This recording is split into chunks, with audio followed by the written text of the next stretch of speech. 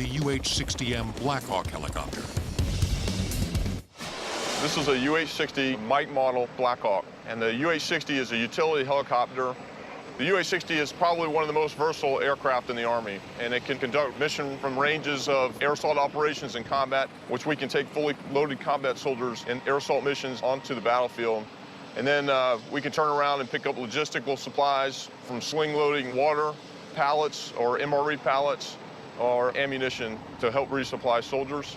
We can do medevac missions, which is picking up casualties on the battlefield, delivering to the medical treatment facilities, which has drastically increased the survivability on the battlefield.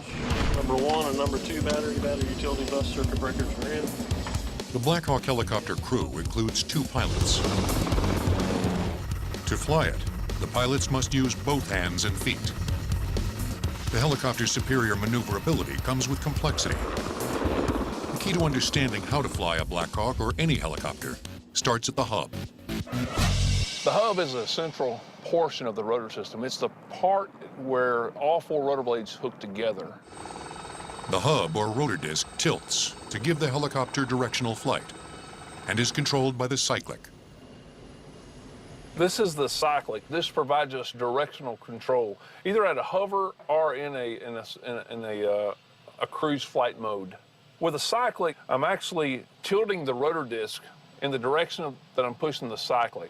So therefore, if I'm at a hover and I move the cyclic to the right, then the aircraft rotor disc is going to tilt to the right and I'm going to drift to the right.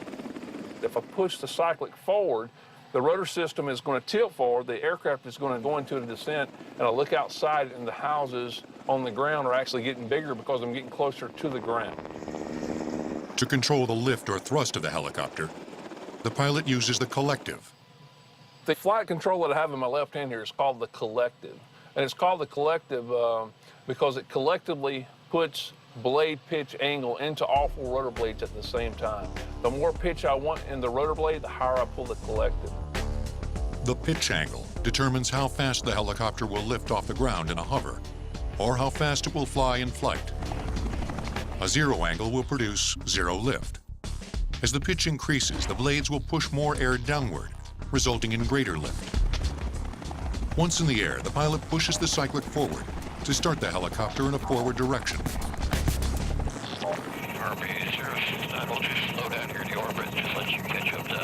As the pilot flies the aircraft, he uses the tail rotor to keep the nose of the helicopter pointing forward. The purpose of that tail rotor is to provide thrust in the opposite direction of the main rotor turning so that we can maintain our directional flight. Since the main rotor system turns counterclockwise, there's an equal and opposite reaction that forces the fuselage clockwise. The tail rotor counters that.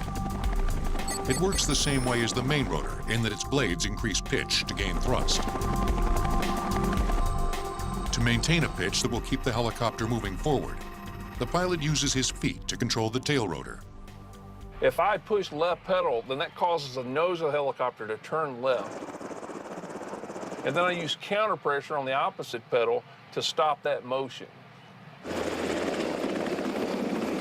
The Black Hawk has 2 crew chiefs who are responsible for everything that happens from the cockpit back. We have 2 crew members that sit in the back of the aircraft, and they're predominantly crew chiefs and door gunners.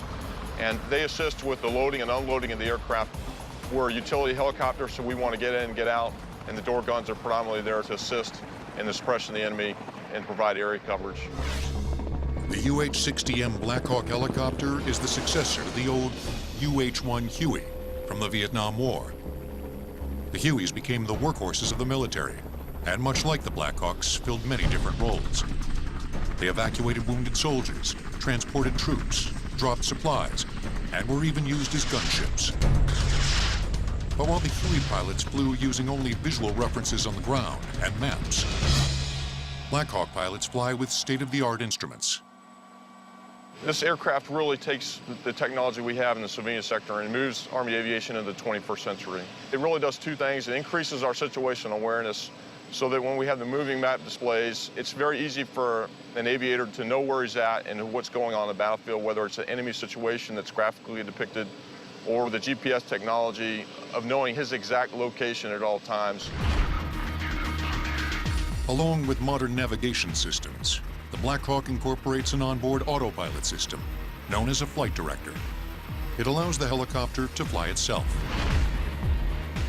You actually control the airspeed, altitude, heading, or course, make the aircraft fly a flight plan with the flight director and never touch the conventional flight controls. That reduces the pilot workload and allows the pilot to focus his attention in other areas.